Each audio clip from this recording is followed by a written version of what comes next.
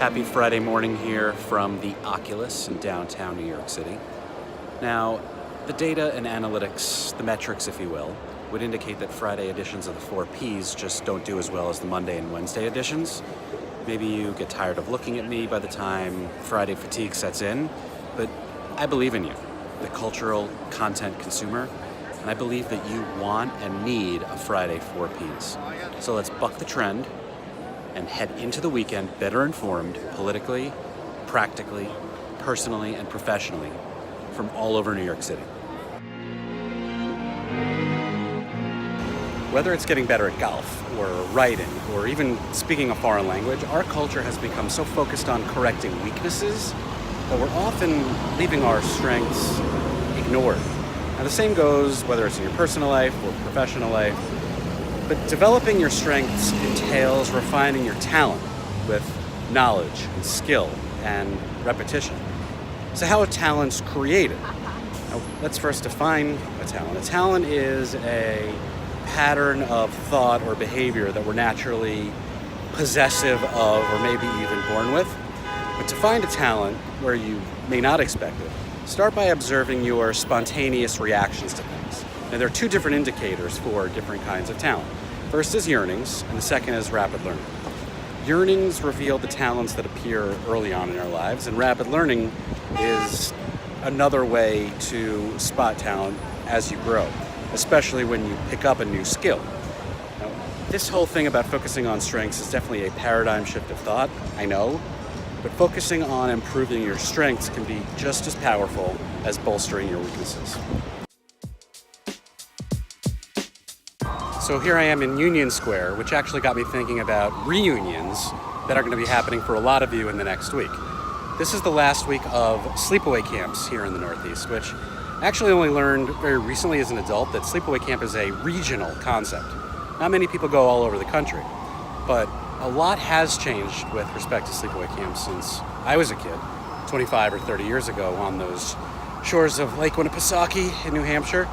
Now it's only 7 weeks now. It's much more expensive, but technology has also changed it so that parents and kids can email each other as opposed to having to write real letters, and parents can actually see pictures of their kids in real time so they know that they're not hysterical crying in a bunk somewhere. But in retrospect, I actually give my parents a lot of credit for shipping me off when I was just 7 or 8 years old. How the fuck was I ready for that? Maybe I wasn't. Maybe they just wanted to go on their summer-long European vacations. But my son is 7 now, and I don't think he's ever going to be ready for sleepaway camp. Or maybe more accurately, I'm never going to be ready to send him to sleepaway camp. Okay, so I'm at one of those cool New York City cafes that I've heard so much about. Besides meteorology and the occasional physician, most professionals don't measure and certainly aren't held accountable for the accuracy of their forecasts. So it's time we get serious about measuring. No matter what you do, it's important to keep score if you want to improve the accuracy of your forecasting. Super forecasting isn't restricted to computers or geniuses. It's a trainable skill that involves evidence gathering, scorekeeping, keeping yourself updated about new information, and patience. Super forecasters actually break down problems into smaller units to start their analysis, bite-sized sub-problems, which is known as Fermi-style thinking. Optimization is critical. Once you've made your initial forecast, you can't just wait and see if you were right. You've got to update and modify your judgment based on any new piece of information. Superheroes may not be real, but super forecasters can be. So are you with me?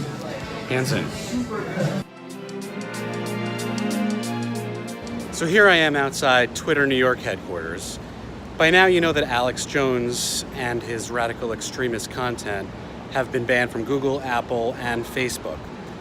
But Twitter hasn't yet taken that step, defending their decision by directly referencing their platform rules. Now, look, just to set the record straight, this is not a First Amendment issue that only applies to the government, but this is well within Twitter's right to do, so fine.